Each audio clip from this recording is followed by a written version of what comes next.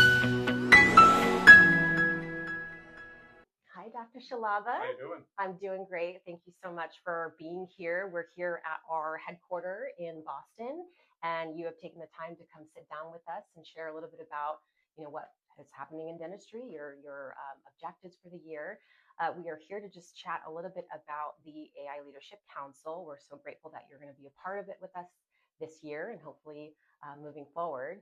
I would love for you to share just a little bit about, your background and why you chose to participate in the council with us. Well, number one, thank you for having me. I'm really excited not just to participate on the council, but just being here as to help with getting more of the Videa employees to know more about dentistry. Yeah. It's really exciting. I've been involved with Videa and Florian for quite some time now, and we really enjoy using it in our practices. That's awesome. I think it's a great tool for patient communication, for improving diagnosis, for calibration of care, and I am really excited about what the future is going to bring, because I think we are just scratching the surface of what AI can do in the field. Absolutely. And I think, being a part of this council, the intention is to get more of the industry familiar with it and comfortable with it. We firmly believe it'll be standard of care for clinicians. And so I think it's great that you're going to be sort of at the forefront of shaping where the innovation goes, where the product evolves. And at the end of the day, it's intended to help providers, it's intended to help the patient experience, and education is important. So as part of the council, what would you say is a really important component that you want to focus on, or something that you really want to see help shape the AI product? I think it is the standard of care, and the hardest thing is when you're an early adopter, is that you're ahead of the curve. Not everyone is ready for it, Yeah. and I know we've been saying that for a few years, but I see it in my own practices. I don't practice by myself. We have 100 practices in our organization, and the adoption curve of that 100 practices is variable based upon the experience of the provider, based upon the provider's own confidence, their own success. But we have absolutely seen that every provider who has adopted it has done better, and the patients enjoy it. The patient communication is, I think, the one thing that most doctors discount, that helps them the most once they I would say, once they relax and they basically let the software work. Yeah. And not be overly critical of the software. Yeah. I was talking to someone earlier today. Not every recommendation, 100% of the recommendations are going to be accepted. When we as clinicians provide a treatment plan to a patient, not every treatment plan that the doctor is very confident of presenting is accepted. Yeah. So they're understanding the baseline of all the parameters that go into a treatment plan: patient's age, patient's sex, patient's health, overall health. You can have a finding, but that finding may not be actionable. Yeah.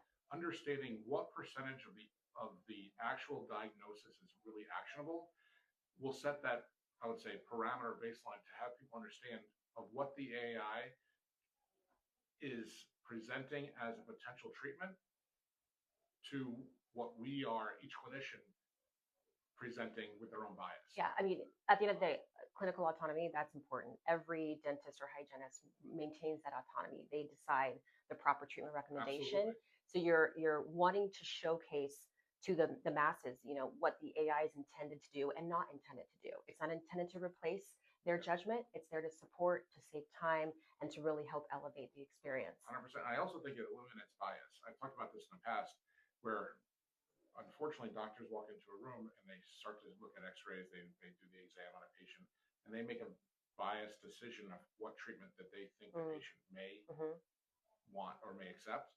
So they deviate from the ideal plan very often. And having the AI basically say, we don't care about anything. Yep. This is what the ideal plan should be. Yeah. It basically makes the doctor think about, wait a second, maybe I should treatment plan this or present it and let the patient decide what is absolutely best for them. Yeah. So, absolutely. I know, like I said, the AI with the radiographs is scratching the surface. There's so much more that I'm excited to learn about and excited to make suggestions. I think the analytical tools are really eye-opening because at the end of the day, the opportunity missed is not just a miss in terms of not being as productive and efficient as you can be, it's also a miss on getting people healthier. Yeah. Yeah. It's a miss The on core basic. focus of what we should all be doing in Absolutely. dentistry. We're like our goals are what we can do to improve the oral health of our patients. Right. And if we are not doing that, the patient should be aware. Yeah. And let them decide that they're, making that decision not to go forward with treatment. Absolutely. If you break a leg or you break a tooth, many patients will say leave the broken tooth until it hurts. I totally understand that. I practiced for over 20 years. When you break a leg, patients are going to get Immediately treated, right? immediate Yes, treatment. there's a pain associated with it as well, but Yeah. maybe many times we're not ignoring that, right? So having them have the knowledge and participate in the care is really important. Absolutely. Well, I would love to hear. I mean, there's going to be many out there that are either still exploring, right, or less receptive, maybe a little bit fearful of adopting AI. There's so many different reasons why, right? If you're running an enterprise organization, it can be things like change management or, just the fear of disrupting workflow. What would you say to anyone who might be considering, may not have explored it yet? Would you encourage them to, what are some of the things you would encourage them to do as they're thinking about incorporating? Yeah, I would say talk to the people who are using it, and have an open mind.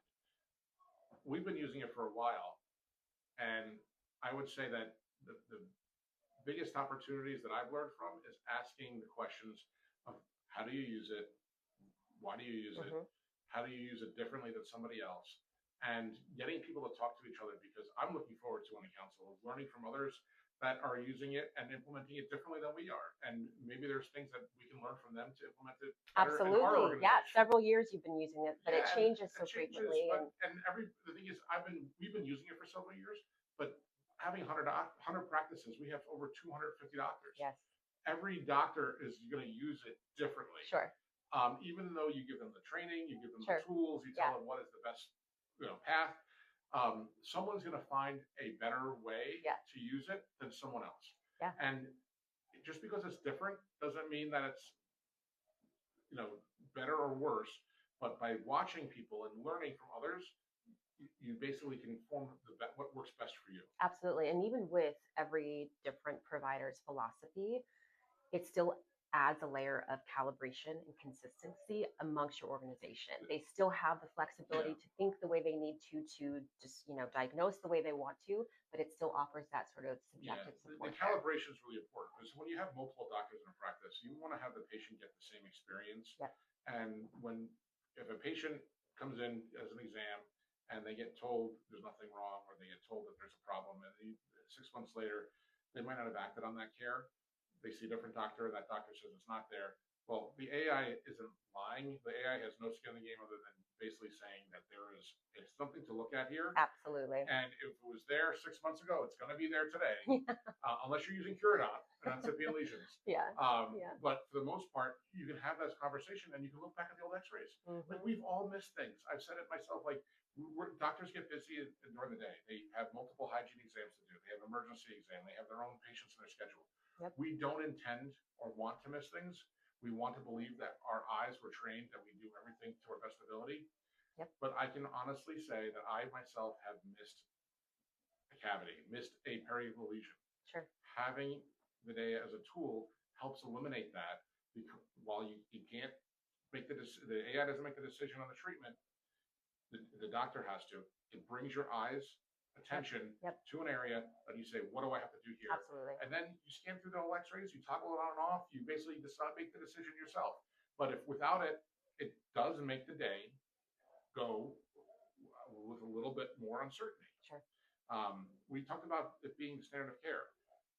I'm the chair of the dental board in Massachusetts. I personally think that AI is going to be the national standard of care. Whether it be the standard of care in your practice is one thing today, but I think patients are going to be at a disservice if they go to a practice without AI helping the doctor read the radiographs. Yeah, that's a strong statement, and I think it's absolutely true. I believe that that's the foundation of the council. You and the incredible other executive leaders that are participating in this group will really help to push AI forward and to help our industry do exactly that, leverage it in the way it's intended, And at the end of the day, we'll continue to evolve the product to really help address the real world challenges that we're experiencing in dentistry. So Right. I'm so grateful that you're a part of the council. We can't wait to see what you all do and how you contribute. So thank you for your time.